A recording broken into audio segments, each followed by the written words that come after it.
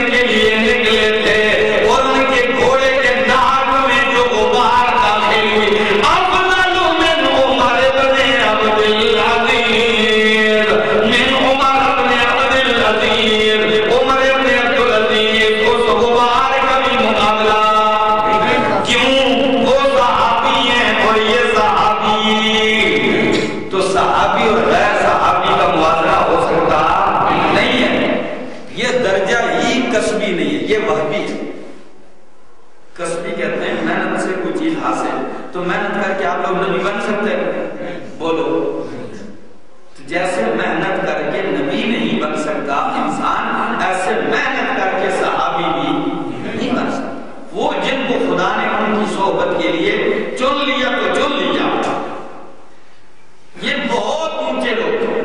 اور خود قرآن کریم نے نبی اکرم صلی اللہ علیہ وسلم سے فرمایا وَاصْبِرْ نَفْسَكَ مَعَ الَّذِينَ يَدْعُونَ رَبَّهُمْ بِالْغَدَاةِ وَالْعَشِيِّ۔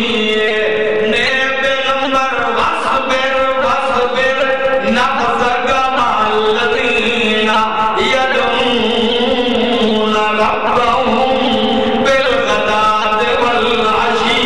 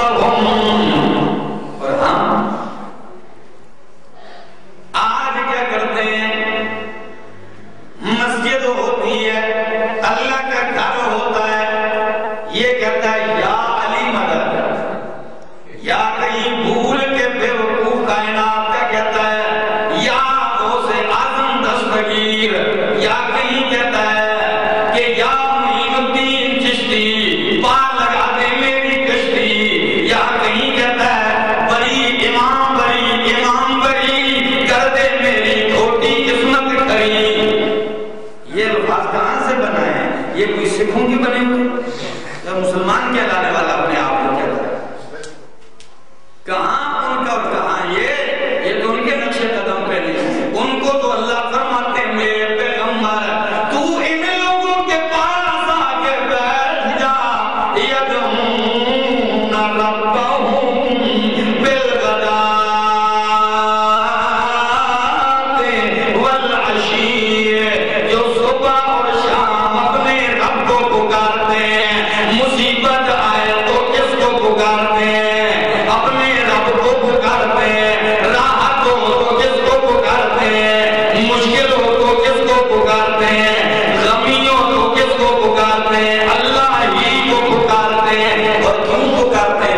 إني يريدون وجهه، اسی کی رضا چاہتے ہیں، کہتے ہیں اللہ تو اپنی ذات عطا کر دے، تو راضی ہو جا، ساری کائنات ناراض ہوتی ہے تو ہو جائے، لیکن تو راضی ہو جائے۔ یریدون وجہہ۔ ایک مرتبہ حضور اکرم صلی اللہ علیہ وسلم نے صحابہ کو جھڑک دیا، غصے ہو کے جھڑک دیا، تو قرآن کی فوراً آیت نازل ہو گئی، فرمایا نہیں نہیں میرے پیغمبر، لا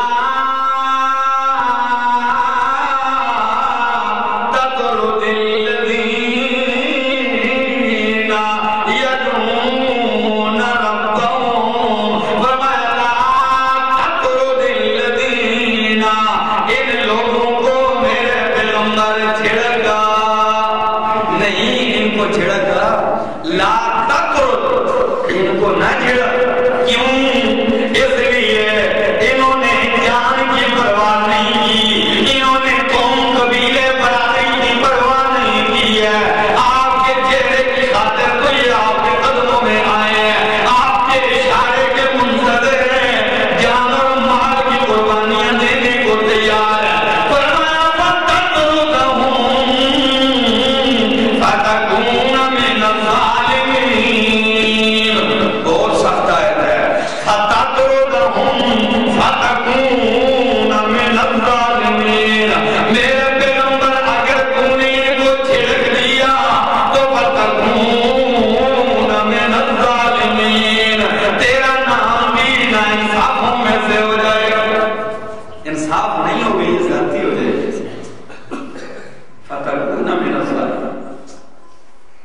آخر کیا وجہ ہے کہ یہ لوگ اتنے عظیم ہیں کہ اللہ اپنے پیغمبر کو بھی منع فرما رہے ہیں کہ ان کو نہ جھڑکے؟ اور حالانکہ دوسری آیت اگر آپ دیکھیں تو قرآن نے تو ساری کائنات کا قانون ہی توڑ کے نئے قانون بنا دیا، فرمایا اِذَا جَاءَكَ الَّذِينَ